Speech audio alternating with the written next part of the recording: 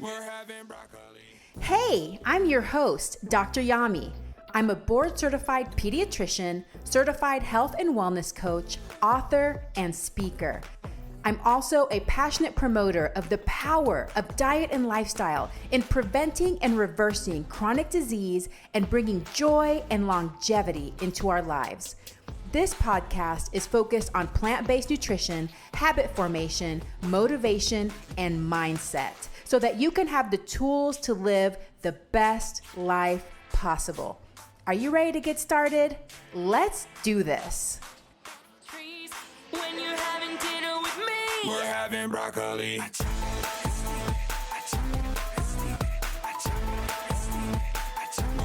So first of all, let's talk about eggs. What are eggs? So eggs, chicken eggs, we're talking about chicken eggs here because that's the most common kind of egg that we eat in the United States, chicken eggs. So chicken eggs are part of the reproductive cycle of the chicken. So when egg-laying hens lay eggs, they don't lay the whole year. But when they do lay eggs, they lay about one egg per day. And it's a cycle that the female chicken goes through. Most of the eggs are going to be unfertilized. And the ones that we eat in the United States, for the most part, especially if they're from factory farms, they are unfertilized, meaning that there is not a chicken embryo growing inside of it. What is it composed of? Well, an egg is made to grow a baby chicken. So that's what's in it. So there's an egg white, which is 2/3 of the egg. And that's intended to provide cushioning and protection for the growing embryo, but it also does provide some nutrients. Egg white is composed of 90% water and 10% protein, but there's no fat in the egg white, okay? It's mostly water and protein. The egg yolk is intended to supply energy and also some nutrients to the developing embryo. It is mostly composed of fat, but it also has protein, vitamins, and mineral. The fat is both unsaturated and saturated fat, and it also has vitamins A, D, E, and K, and some beneficial minerals. Why? Because it's intended to grow a little baby chicken, and that's the only nutrition, that's the only supply of food that they have the whole time they're growing as an embryo. Unlike mammals, where we have an umbilical cord that goes to the growing fetus from the placenta that helps nourish the baby the whole time. When it comes to eggs, they have to have everything in that egg for them to grow until they're ready to hatch and be born and eat, okay? So because of this, they have all those vitamins in there, which is good, but they don't have two very important things that I'll talk about a little bit more later. Fiber, because only plants have fiber. They also don't have vitamin C, which is a very important nutrient that we get from plants. One thing I wanted to clarify, because I don't know why there's a lot of confusion about this, but eggs are not dairy. Eggs and dairy are not the same. They don't have the same proteins at all. So dairy is from mammary secretions from a mammal, and it's made to nourish a baby after they're born. Okay, so dairy has dairy proteins. I already did an episode and a live on replacing dairy in your diet. So if you want to know more about dairy, check that episode out. But dairy and egg are not the same thing. However, they have different proteins, and those different proteins can affect us in different ways, which I'll talk about later. One of the benefits of eggs is that they are a dietary source of vitamin D. There is also something in the plant world that can give you vitamin D, and that is mushrooms that have been exposed to UV light. However, the main way that humans have evolved to produce vitamin D is through the sunlight, exposure to sunlight. But nowadays, because of being indoors, wearing clothing, wearing sunscreen, we don't get as much vitamin D that way. And so a lot of us have to take a supplement anyway. Although eggs do have vitamin D in them, because one egg only has about 40 international units of vitamin D, you would need to eat 15 eggs per day to get the minimum daily recommended amount. And most people are taking more than the minimum recommended amount. So it's not necessarily a high source of vitamin D, but it is in there. Okay, so why do we eat eggs? In the United States, believe it or not, every year, or at least in 2019, it's going up every year because we're eating more and more eggs. 99 billion eggs are produced commercially. 99 billion eggs every year in the United States are produced commercially. And in 2019, the per capita egg consumption was 289.5 eggs per person per year, which comes out to about 5.5 eggs per week for each person. This has actually increased 16% over the past 20 years. Now you might say, actually, I don't eat eggs that much. I don't eat scrambled eggs or, sunny side up or fried eggs or whatever. Well, we're not actually eating eggs directly as much. We're eating more eggs in other products. So in processed foods and cakes and cookies and sauces and dressings and things like that. So even though the actual direct egg consumption has gone down, we're eating more eggs overall in general from all of the other foods that include eggs in them. Why do we eat eggs? Well, I think we eat eggs because they're a good source of calories. Just like I talked about with dairy and with meat. We have evolved to be creatures that take advantage of our environment. That's why there's so many of us. We can feed ourselves well, and we can feed ourselves with lots of different things, eggs being one of them. So we've evolved to be able to eat eggs and to enjoy eggs. Time for a confession. The only thing I miss as a vegan on a plant-based diet is eggs. Before I went vegan, I really loved eggs. Now, I didn't eat eggs every day, or probably not even every single week, but I really enjoy scrambled eggs and omelets and egg salad and those kinds of things. I just like the flavor and the texture of egg. And I think that just like the reason I like dairy, the reason I like egg is because it is a good fat source and I love the flavor of fat. An egg I just thought was really delicious. So I think we eat eggs because it's a good source of calories and we like to make sure that we're getting sufficient calories for our survival. Now, a lot of people eat eggs because it's been promoted as a good source of protein. Yes, egg does have protein, obviously. However, it also has cholesterol and saturated fat. So, one of those things to just know about eggs, why we eat them and how much we eat them, it's a lot. So let's talk about why we may consider not eating eggs. And that is because it does have some disadvantages and some health risks. Just like I said before, when it comes to any animal product, whether it's meat, eggs, or dairy, they contain zero fiber. So there's no fiber in animal products, and antioxidants are either zero or very low, depending on what it is, where it was sourced, and that kind of thing. So we know that fiber is a very health promoting component of our diet.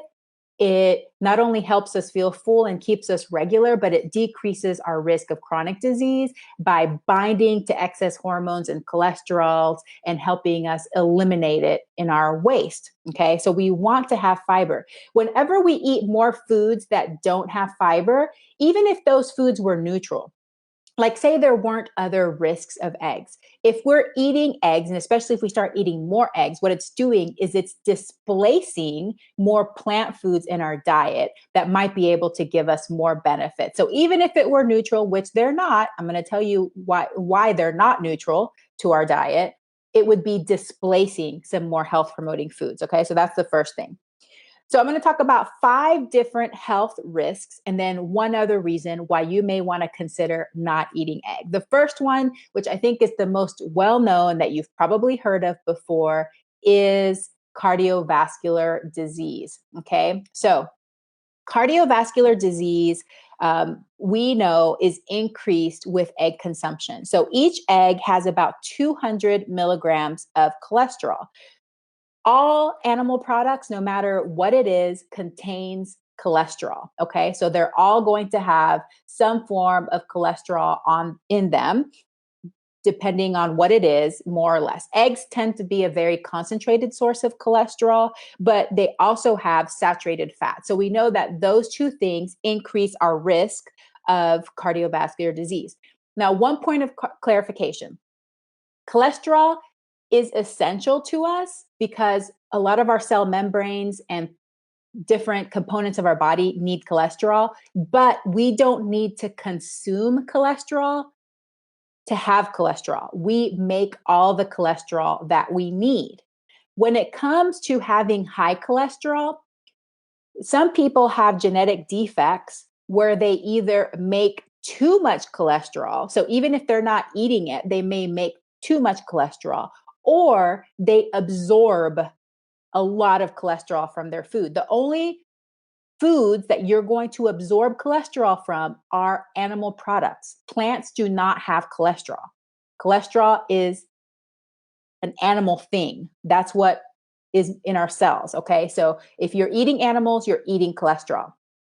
I got a special test done to be able to identify my cholesterol. My cholesterol on a plant-based diet has been incredibly low. The lowest it's been, total cholesterol, is 100. But I think the last time I got it checked, it was like 116. So my total cholesterol is very low. But what's interesting is that I am a high absorber. So there's special tests that you can do to be able to tell whether you're a high absorber or a high producer.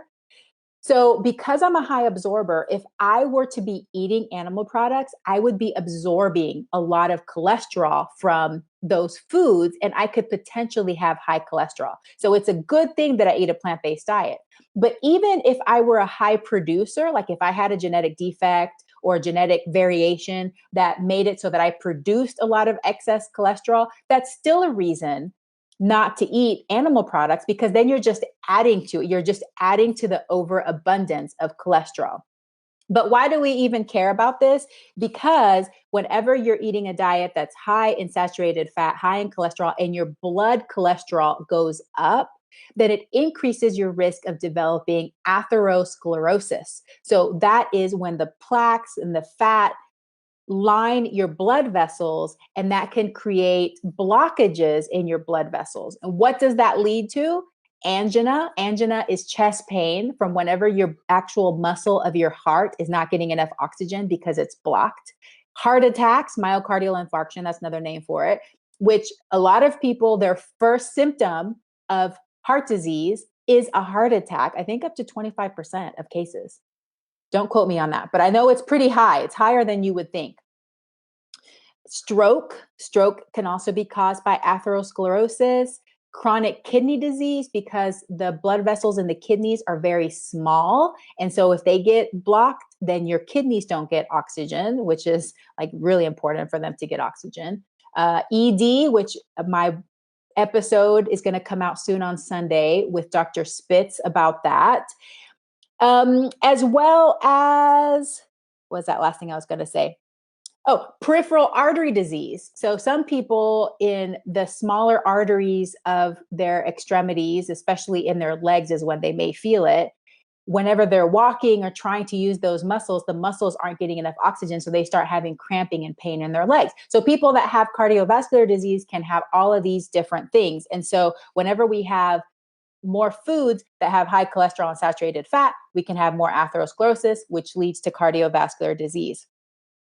Okay, so we don't want to have excess cholesterol in our bloods. Now, unfortunately, it does not take many eggs to significantly increase your disease risk. A study in the Journal of Atherosclerosis found that just three eggs a week was associated with atherosclerosis in the carotid artery. So those are the arteries, the big arteries of the neck that go up to your brain. We definitely want to have oxygen to our brain. And those people that had the highest egg intake had almost the same risk, as almost as much risk as people who smoked a pack a day of cigarettes.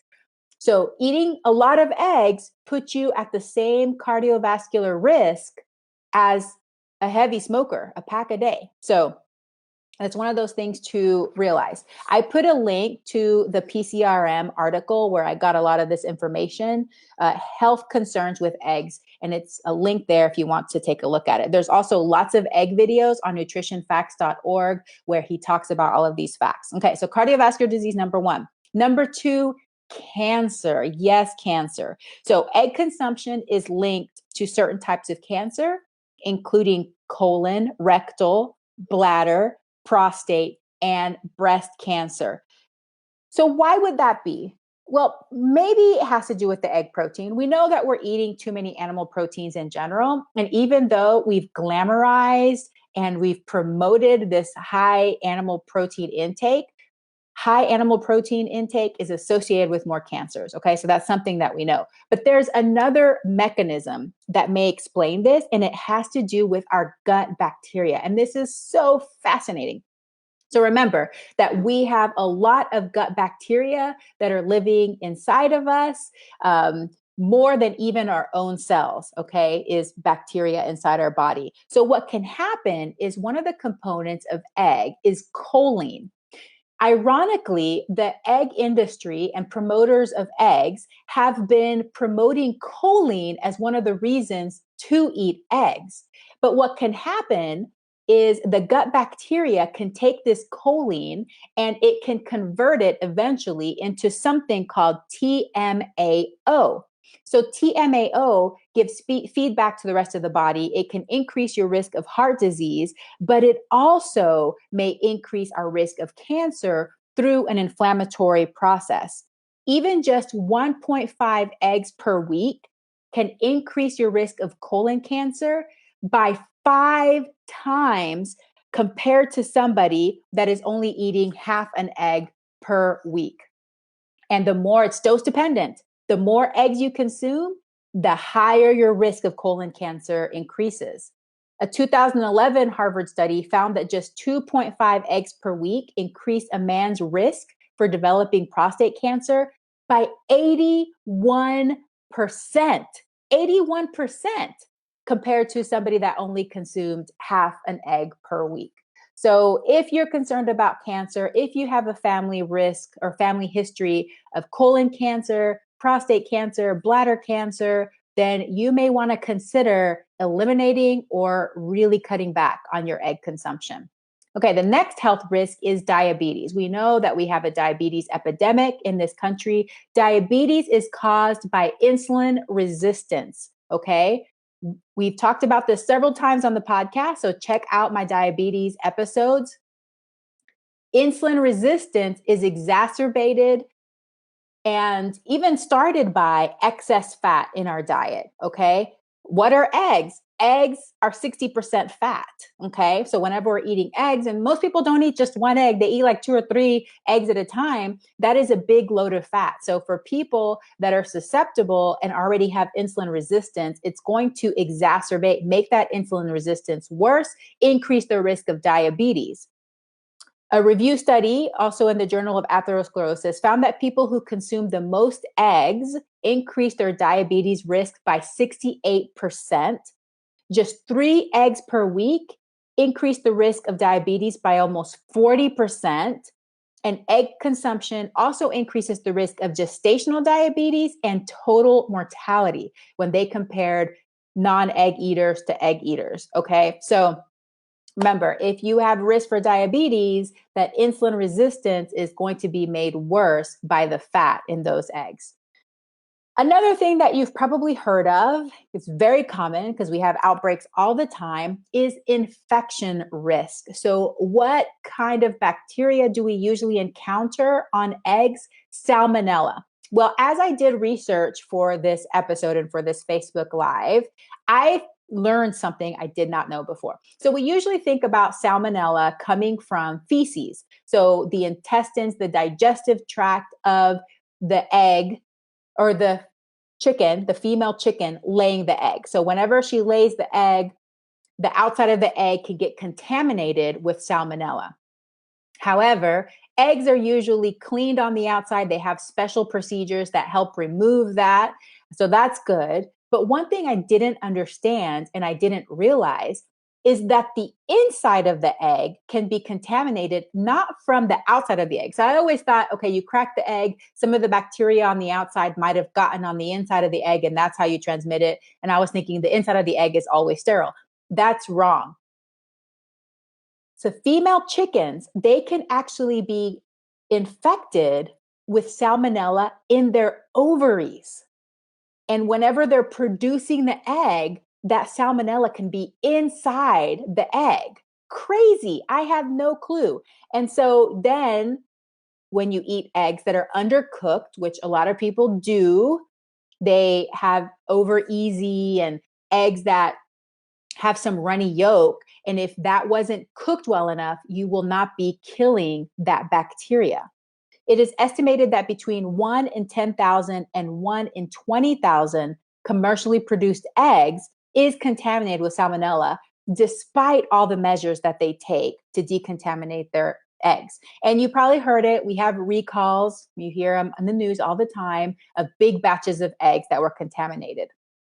About 142,000 people are infected each year from salmonella from chicken eggs in the United States, and about 30 die. So those are people that didn't have to die. They died because they got salmonella from eating eggs. Can you believe that? That's crazy. So that's another risk that you can have from eggs. Another one is allergy and intolerance. Eggs are in the top list, the top 5 list of foods that produce allergies. As many as 2% of children are going to be allergic to eggs. Some of these kids can have anaphylaxis. It's not pretty. It's not good. The good news is about half of them will outgrow it by the time they're adolescents. So that's good because we don't really want kids to have anaphylaxis. It's dangerous, very bad. However, eggs can also be associated with eczema in more of a sensitivity way. Not necessarily, you don't have to necessarily be allergic to eggs for it to cause sensitivities in your body. And there's people that have true egg intolerance, meaning that they cannot digest the egg protein. So they may have stomach pain and discomfort, bloating, those kinds of things. Okay. So those are all the health reasons. And then the final reason I want to just remind you about, remember how I talked about how in 2019, there were 99 billion eggs produced in the United States? Well, there's a lot of chickens that have to lay that. And chickens are not machines. They're living creatures. In the United States, there's 340 million commercial egg laying hens. 340 million chickens that are being used day in and day out like machines to produce eggs. And they don't have a beautiful, comfortable life, okay? It's in some cases a very miserable, painful existence full of suffering. So if that's something that resonates with you, if that's something that you care about, that's something to think about. And of course, I'm talking about factory farmed eggs here. This is not your idyllic farm life with the eggs roaming free and pecking at the dirt and having fun. That's not how the majority of these eggs live or these chickens live. So if you're more interested in that, there's plenty of videos online. I can't watch them anymore because it's very difficult for me, but just something to consider. Okay, so that's enough information on why maybe you should consider not eating eggs or severely decreasing the amount of eggs in your diet. So how do we replace egg in our diet? Thankfully, it's possible. We can do it with plant-based ingredients. And the advantages are we can do it with plants that have fiber, have antioxidants, are filling, and are delicious, and do not contribute to animal cruelty or exploitation.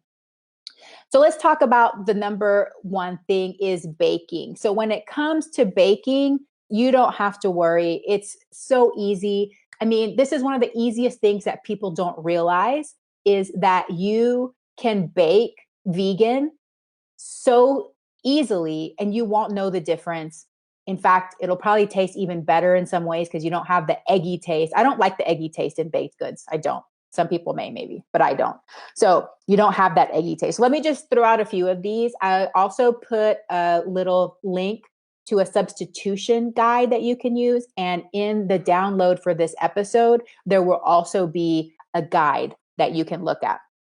So, flaxseed and chia seeds, super easy. 1 tablespoon of ground flaxseed or a tablespoon of chia seed with 3 tablespoons of water. You let that sit and it creates an egg-like substance that you can use in place of 1 egg. 1 egg can also be replaced by a 1/4 cup of applesauce or any other fruit, or you can use sweet potato, pumpkin. And you know what's great about using things like that is it makes whatever you're making, especially if you're making something like banana bread, it makes it moist. Like if you're making muffins, oh, it makes it so moist and delicious. You can also use half a mashed banana. Some people don't like that because it might give a banana flavor. But these things also reduce the calorie density because remember, egg, 60% fat. When we're using these plant-based things, especially fruits and different more starchy vegetables, they're actually lower in calorie density than that egg would be. You can also use silken tofu for a lot of recipes. A 1/4 cup of silken tofu is about 1 egg, or a nut butter. So peanut butter or some other nut butter. 3 tablespoons of nut butters can replace 1 egg. Now, depending on your recipe, some of these may be more appropriate than others. So I imagine for like a cookie recipe, a nut butter would be amazing. So just kind of think about what you're making and what might make a good egg replacer. There's also commercially produced egg products. So one of the companies is Just Egg that you can use for scrambles and omelets and things like that. But you can also use that in place of an egg in all of your recipes. There's a boxed egg replacer that you can use that is in a powder and you just mix with water, and you can use that as well. And for a binder, like say you're making veggie patties or some vegan meatloaf or something like that, you can easily use breadcrumbs, oats, and mashed potatoes. So there's so many different options, and I will be listing all of these on the download for this episode. To replace egg in sauces, gravies, and puddings, you can use things like cornstarch, flour, and arrowroot powder. So it's lots of different options for your baking, saucy world. So let's talk about where it gets a little bit more difficult. Egg dishes. So we can replace egg in all of those recipes that call for egg super simply. But how about when we're going to make scrambled eggs or omelets? So it does get a little bit more complicated, but it's not as hard as you think. Okay. One thing that might be difficult for some people that are used to egg is replicating the texture of egg. I don't think you'll ever get exactly the same, but there's some commercially made products that are getting pretty close, in my opinion, but you can use whole foods as well. There is a secret, very special ingredient that's really going to help you when you're trying to replicate these egg dishes, and it's called black salt or kala namak.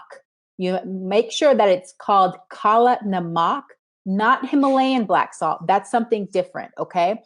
The reason that this ingredient is so special is because it tastes eggy. It has a sulfuric, eggy flavor to it. And it's also salty. So you can add it to the recipe and it gives it that flavor. It's super incredible. You may not be able to find it locally if you live in a small town. I ordered mine on Amazon. I got a bag like this big and I've had it for 8 years. So you can definitely order it online. It won't be a problem. Okay, so let's talk about egg dishes. The 3 most common ways that we eat our eggs in the United States is omelet, huevos rancheros, and fried eggs. Okay, so let's talk about scrambled eggs first, because I think that's one of the easiest egg recipes to replicate. And there's several things that you can use here. The most common is tofu, using a block of firm or extra firm tofu. Super simple. You just press the excess water out of it. You crumble it. You add onion powder, garlic powder, nutritional yeast, some turmeric for color, your black salt, and scramble it all up. You can add veggies to it or not. And then you can eat that. You can eat it plain. You can put it in a wrap. You can put it in a sandwich. You can eat it with some roasted potatoes. And it's very quick to make. And I'll be linking some recipes in the download for this one. But another ingredient that you can use is chickpea flour. So chickpea flour is super versatile, and there's lots of recipes that you can use it in to replicate egg dishes. So basically, you just make like a batter. You make a chickpea flour batter with your chickpea flour and some plant milk and some spices, and then you're able to scramble that up, or you can make an omelet. So what's an omelet? So scrambled eggs, basically you get the eggs, you beat them, and then you make it into a scramble. And so it's pretty easy to make because you can just scramble everything together when you're doing the tofu. Omelets are a little bit, require a little bit more skill, because what you're doing is that you're cooking your little patty and then you're folding it over, and you want to have like a nice cooked round little egg patty. And so we can also use tofu for that, but usually we use silken tofu so that it's a little bit more liquidy. And so then you can kind of pour it into your pan, cook it, flip it, and then put your ingredients in there. Of course, you can also use chickpea flour for this. Chickpea flour works great for this whenever you're making it in your pan. So I'll include some recipes for that. Frittata. So a frittata is like an open-faced omelet, or a crustless quiche is basically what it is. It's a little bit thicker than an omelet, and it's got lots of veggies and deliciousness in it. And you can eat it either warm or room temperature. It's a great brunch food. I have some recipes with tofu, but also mung beans from Minimalist Baker has a recipe where she used split mung beans to replicate the texture and the color of the egg in the frittata. And of course, then you add all your veggies in there. I don't know about you, but I'm getting like super hungry. Like my stomach is growling while I'm talking about this. Okay. And then quiche. So quiche is very similar to a frittata, but it has a crust. So basically the same thing. You can use tofu. You could use the chickpea flour again. And then using the crust, that's no problem to make a vegan crust that you're going to be pouring your batter into with all of the veggies and making a delicious quiche to have for your brunch. Fried egg. So this is probably like one of those super high level skills to be able to replicate a fried egg, but it is possible. And there's lots of recipes on the internet. What people have been doing is making the egg white with tofu that they kind of cut and make into that shape. Then they make a hole, and then they put together certain ingredients to make a runny egg to be able to put in there. So it is possible. And there's recipes that I included here for vegan huevos rancheros with a tofu fried egg. It looks amazing. It will require a little bit more work and several steps, but it is possible. Egg salad. That's a little bit easier because just like scrambled eggs, you're kind of mushing stuff up. So traditionally, egg salad is made from hard-boiled eggs that are then mashed up and mixed with spices and other ingredients. So a vegan version can easily be made with either tofu or whole chickpeas. Delicious. And don't forget to add that black salt in there, put all your yummy ingredients. That's going to be no problem. Deviled eggs. So I've seen some great recipes using potatoes to replicate deviled eggs. So you roast or steam your potatoes, you cut a hole out of it, then you make your little, yolky thing and put it inside. So traditionally, deviled eggs, it's a hard-boiled egg, split in half, take out the yolk, mix it with some stuff, and put it back, maybe a little bit spicy, which is what the deviled part is coming from. But whenever you make this recipe that I'm going to link from Forks Over Knives, you're using potatoes, and it turns out really delicious.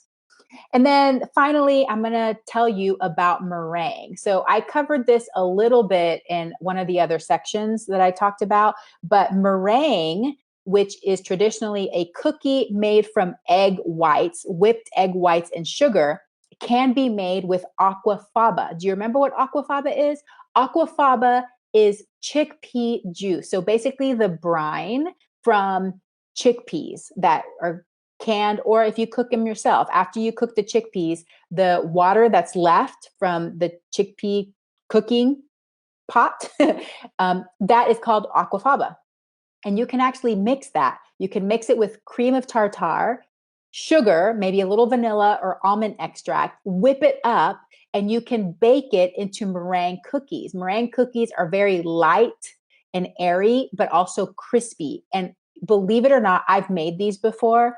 I could not believe it. I mean, they are incredible. But what I love the most about it is that they don't taste like egg. So if you like the texture of meringue cookies, but you don't like the egg flavor, then definitely try to make aquafaba meringue cookies, and you can flavor them different ways, but it's just amazing. Okay, there you have it. That is how to replace egg in your diet, how many we eat, why we eat them, why you may want to consider not eating them, and ways that you can replace them in your plant-based diet, many of the times with whole foods. So I know that you can do this. If you have questions, reach out and have fun. Have fun experimenting, playing around in your kitchen. Don't be afraid. Just try it. Try different ways to replace egg. And I promise you it's going to be delicious. So thank you guys for watching and for listening. And I hope that you have a very plantastic day. I hope that you enjoyed today's episode. Thank you for tuning in, and I look forward to having you back again next week. A very special thank you to the band Rocket Surgeons for permission to use the broccoli song. To find out more about the Rocket Surgeons, please visit their website at rocketsurgeonsband.com or Facebook at Rocket Surgeons Music. Please subscribe so that you never miss an episode. Also, all of my social media links can be found in the podcast description. Send me a message and let me know what you think of today's podcast. Sharing is caring. Please share, rate, and review my podcast, and drop me a line if you have ideas for future episodes. Thank you once again, and have a plantastic day. We're having broccoli.